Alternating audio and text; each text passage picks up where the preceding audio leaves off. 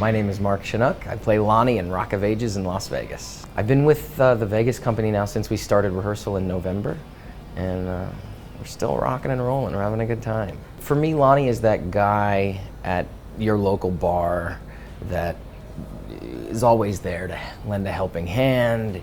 He feels like he's sort of what's that word that I want? I don't know, the concierge of the bar, where if there's anything that needs to be done, he does it. But for me, for the role, it's a treat because I get to break the fourth wall and talk to the audience directly. I make eye contact with anybody that I can.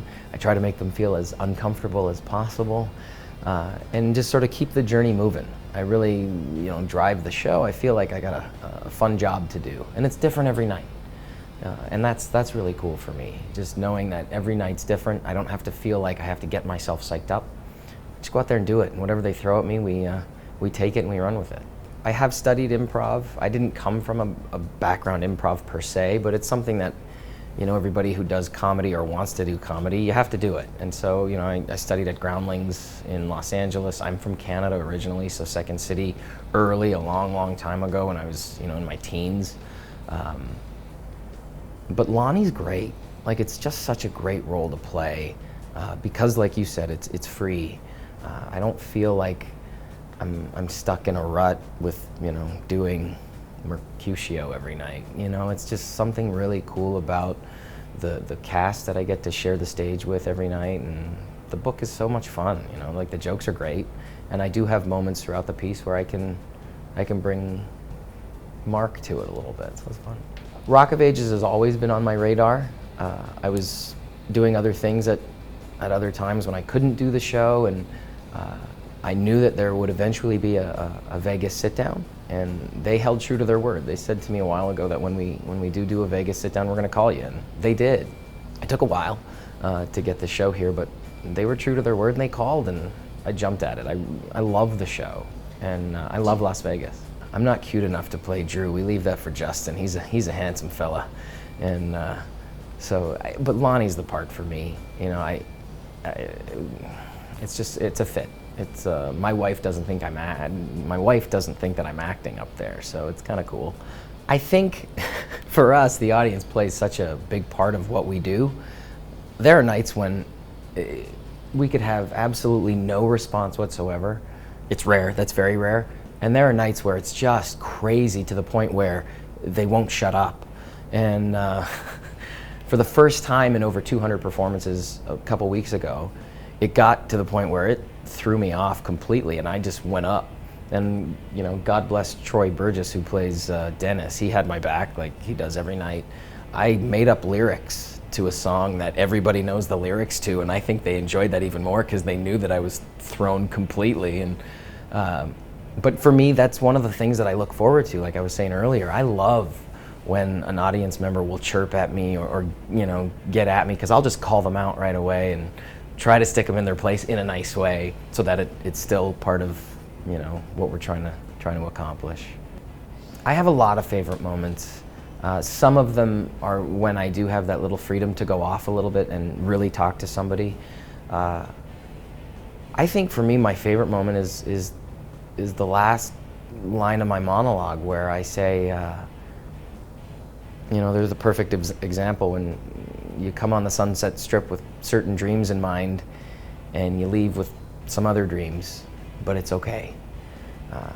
That to me it gives me goosebumps just talking about it, because there's so much shit going on in this world that when people come into our theater and they close the door and we can take you away for 2 hours and make you forget about the crap that's going on in your life, and I know that that's what I'm doing. That's why I do what I do. I love my job. I absolutely adore my job.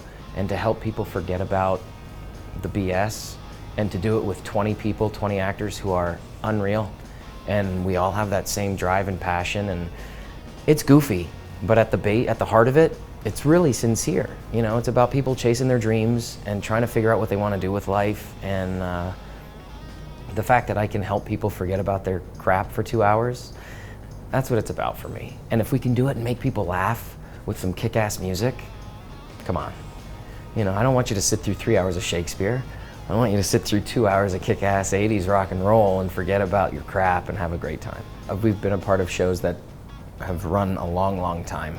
I was a part of a production that I was in the same show for 27 months, 8 shows a week. And this one particularly, I think it just goes back to, again, how great our show really is in terms of the book and the music. I haven't reached a point with this show yet where the role, the book, and the music doesn't motivate me enough to get going.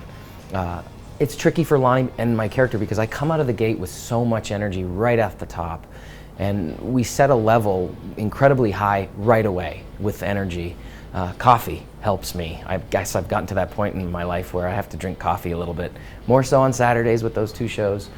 But I love this music, I love this era, I love my costume, my mullet is unreal, and for me that's enough right now. And I have to give a lot of credit to my scene partners. You know, I have an awesome, awesome partner who's over there, and we just have a kick-ass time together.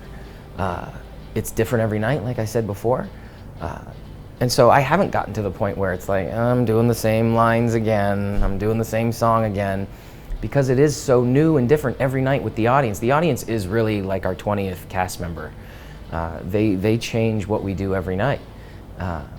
So let's knock on wood that stays, and it's fresh, it's fun, it's different every night. And so I think that's just a testament to Rock of Ages, to the book and to the music and to the creatives. We have great chemistry. You know, you can't play these roles without having chemistry with your scene partner. It just wouldn't work. And you would see it a mile away and you'd be like, those guys don't like each other. Troy's a brother. We've known each other for a while. We knew each other pre-Rock of Ages. You know, it's such a small community that it's just awesome. The guy's great. We have so much in common outside of work.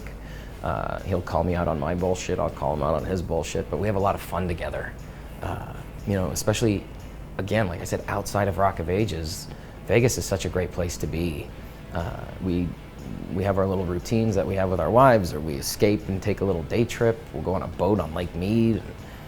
It's just awesome. But in terms of the show itself, we've gotten to a point now in the show where we can look at each other and know exactly where we're going to go or what we're going to do. And like I mentioned before, I totally went up on it, and he looked at me and he was like, I got you.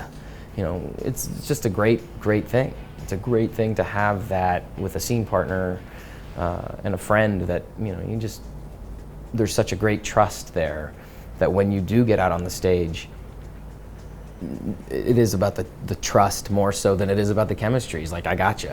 You got me, I got you, that kind of deal. And so that, again, that takes a lot of stress out of the game, and you just keep moving.